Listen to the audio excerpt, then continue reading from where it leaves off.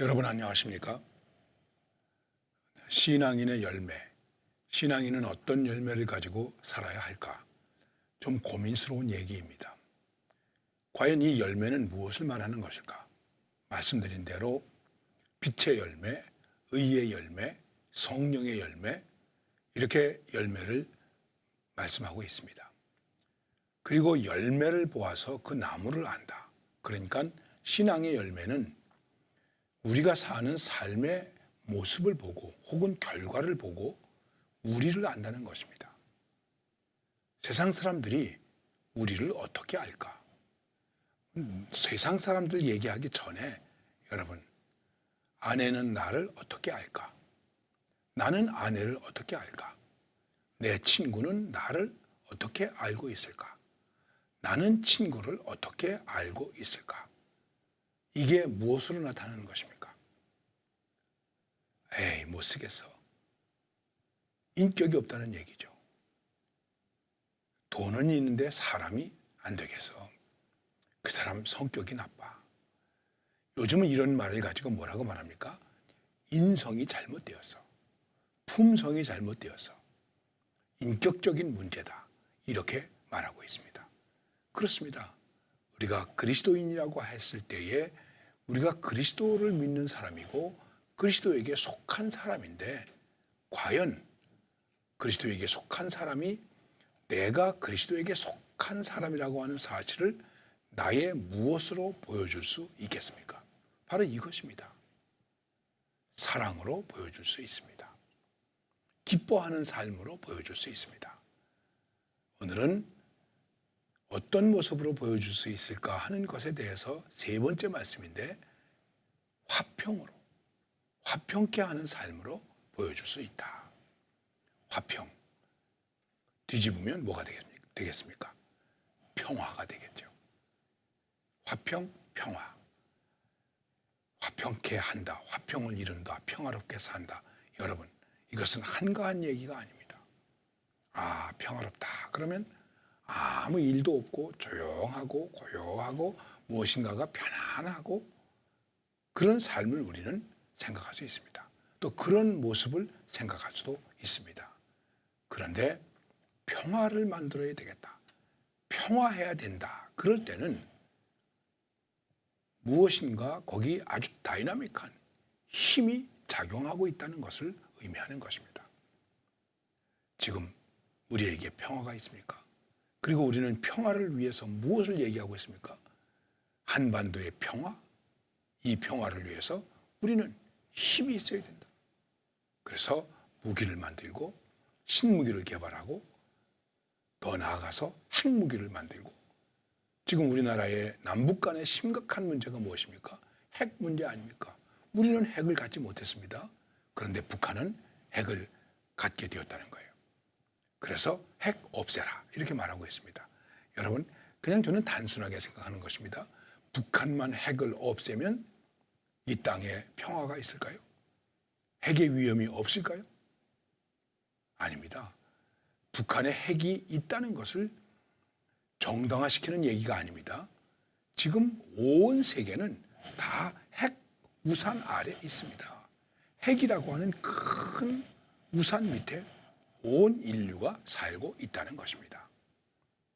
제가 정확하게 정보를 가지고 있거나 연구를 해봤거나 얻은 것은 아니지만 그냥 신문을 통해서 또 이렇게 저렇게 들은 이야기로 미국과 러시아와 그 외 여러 나라들이 가지고 있는 핵, 이 핵무기가 만일 한 번에 폭발한다면 이 지구는 어떻게 될까?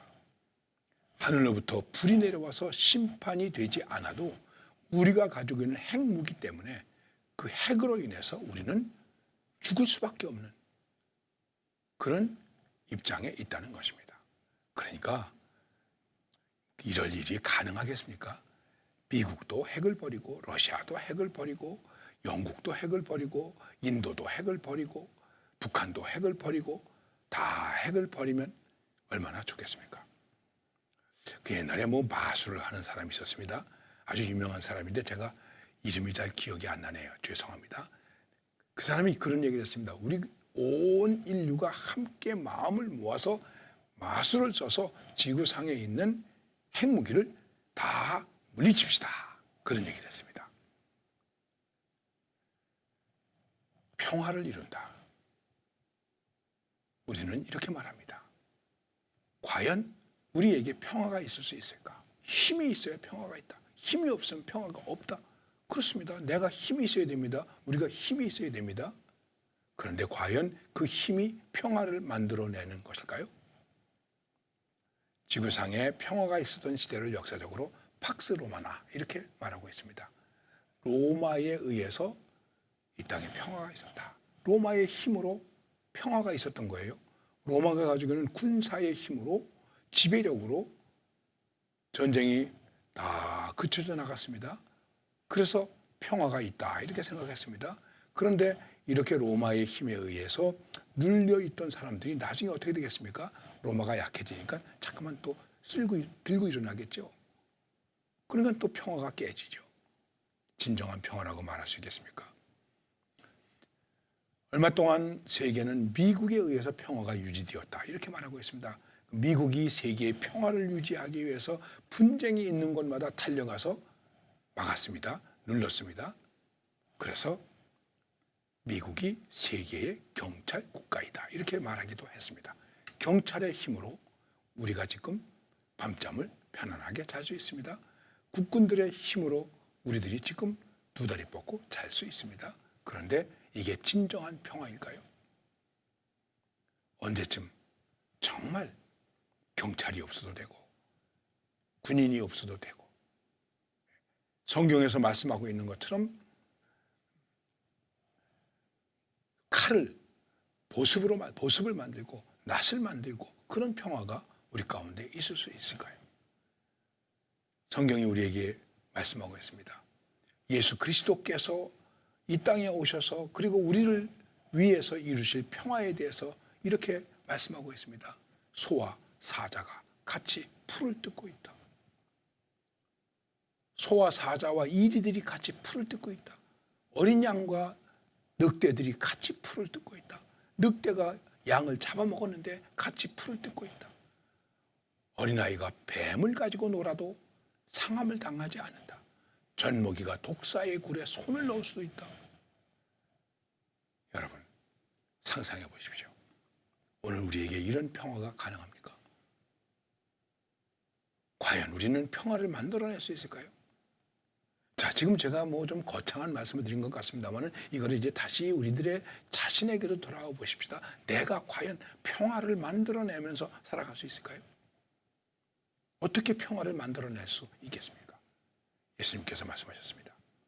화평케 하는 사람은, 여기서 화평케 하는 사람이라는 것은 평화를 만들어내는 사람은 복이 있다. 그냥 평화한 것이 아니라 평화를 만들어내는 사람이 복이 있다는 것입니다.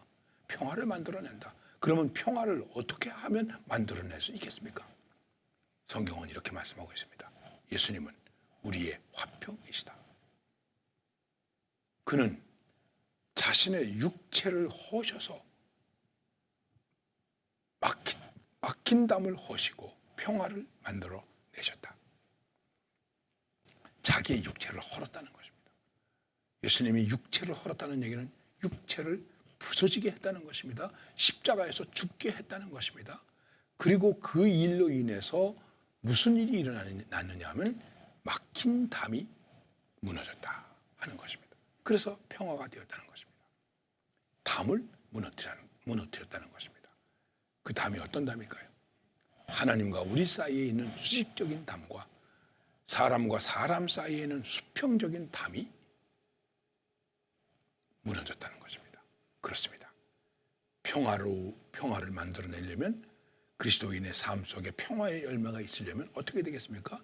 나를 헐어서 나를 부서뜨려서 더 나아가서 나를 죽여서 담을 헐어야 됩니다.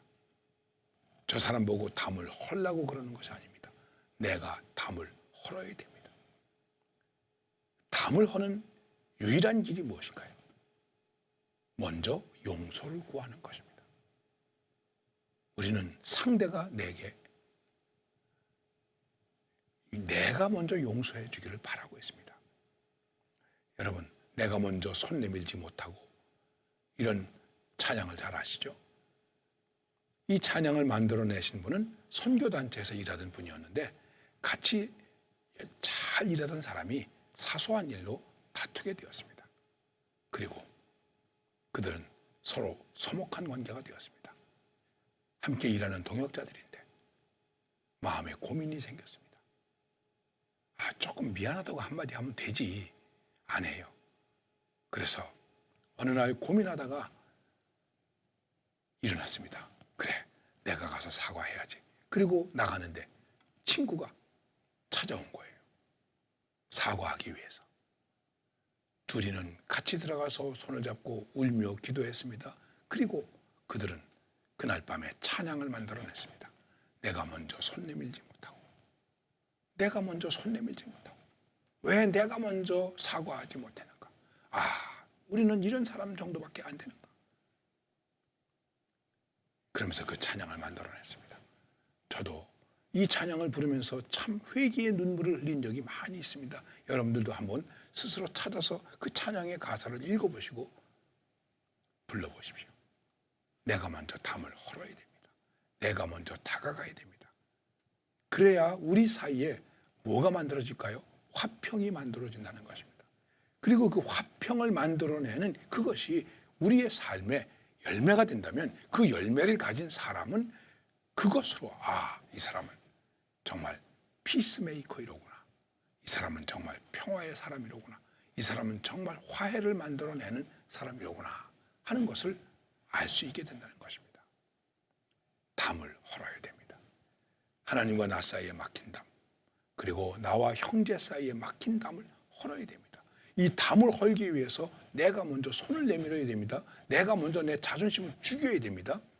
내가 먼저 나를 헐어야 됩니다. 이게 십자가의 사랑이고 십자가의 정신입니다. 이것을 위해서 예수님은 우리에게 화목 제물이 되었다 이렇게 말씀하고 있습니다. 화목 제물이 되기 위하셔서 어떻게 하셨습니까? 하늘에서 땅으로 오셨습니다. 하나님이 사람이 되셨습니다. 그리고 그 사람 중에서도 종의 모습을 가졌습니다. 그리고 그 종의 모습으로 죽기까지 순종하셔서 평화, 화평을 만들어 내신 것입니다. 그리스도는 우리의 화평이시다. 막힌 담을 허신 분이시다. 우리의 모든 염려를 그분께 맡기고 우리도 화평을 만들어내야 되는 것입니다. 그리고 그 다음에 어떻게 되겠습니까?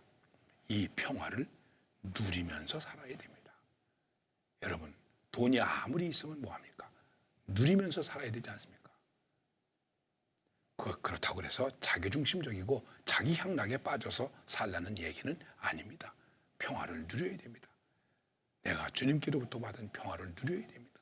사람과 사람 사이에서 평화를 누려야 됩니다. 그래야 그 평화가 지속됩니다. 평안이 풍성해집니다. 그리고 그것이 바로 하나님의 사람으로 사는 삶의 비결이 될 수 있는 것입니다. 어느 부부가 결혼해서 아주 잘 재미있게 사랑하면서 살고 있었습니다. 아이도 하나 낳았습니다. 그런데 어느 날 아이가 그만 병으로 세상을 떠났습니다. 얼마나 슬펐겠습니까?